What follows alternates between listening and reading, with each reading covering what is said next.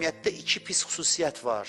Batil sözə meyilli cəmatsız. Boş sözü dildən dilə nəql eləyib inanan cəmatsız. Xoşunuz gəlir şaiyə inanasız, əsassız sözə inanasız. Əsassız sözə inanmaq içəridə bir mərəzdir, xəstəlikdir. Bir cəmiyyətin içindəki əsassız söz daha sürətlə yayılır. Xanım Zəhra deyir, bu Mədinə cəmiyyəti belə idi. Əsassız sözü şaiyəni at ortaya, dildən dilə nəql olunsun, hamıdan meyillidir inanmağa. Çünki batil söz həva-i nəfslə uyğundur, sərf eləyir.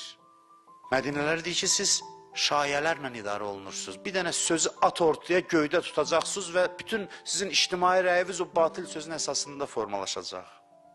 Bugün bəyən bu yoxdur, sosial şəbəkələr bunun ən bariz nümunəsidir.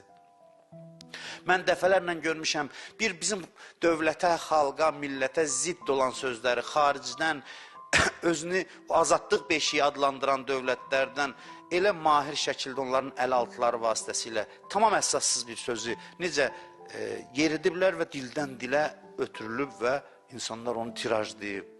Bu çox təhlükəli bir xislətdir, xüsusiyyətdir. Batil sözə tələsməyən cəmaat olsa məsum qərib olmaz. Cəmaat əsassız sözü təsdiq eləməyə bir dənə tələsməsin. Batil sözə tələsən cəmaatın içində haqq söz eşidilmir. Bu cəmiyyət özü ilə məşğul olmayan cəmiyyətdir.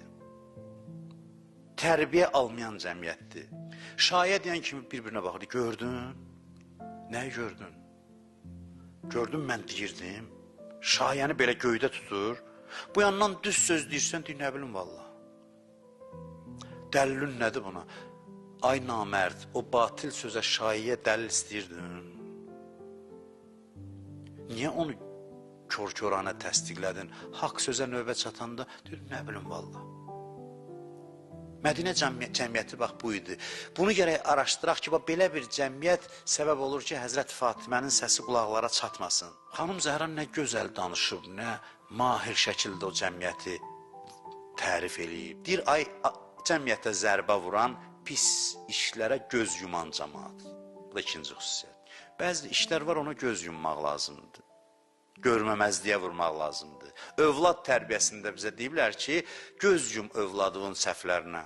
İki dost arasında bir şey olanda deyir ona göz yum. Biz göz yummuruq, şişirdirik. Sən mənə niyə belə dedin? Sən niyə orada belə elədin? Göz yummaq lazım olan yerdə göz yummuruq.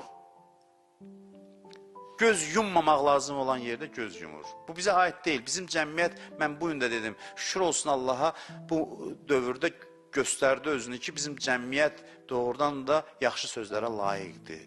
Amma yanında nöqsanları da var.